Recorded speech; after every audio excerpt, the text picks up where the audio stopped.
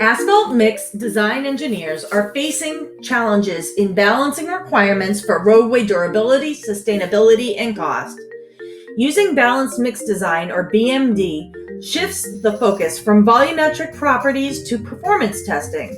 This can help engineers optimize resistance to rutting, cracking, aging, and fatigue, while also potentially reducing costs and leveraging eco-friendly solutions such as reclaimed asphalt pavement and more mixed asphalt technology.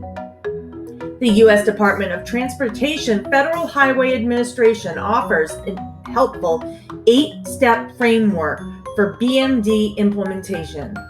First, motivate teams. Project leaders should show how BMD leads to longer-lasting, better-performing roads. Second, plan benchmarks. Setting clear goals and learning from others who have successfully transitioned to BMD can streamline processes. Third, select performance tests. These can include the Hamburg Wheel Track to assess rutting and ideal CT to evaluate cracking. Fourth, acquire resources. Teams should set aside the right lab equipment in a dedicated space for specifically trained staff. Fifth, establish baseline data. Engineers can compare historical mixes to new targets to guide improvements. Sixth, develop specifications.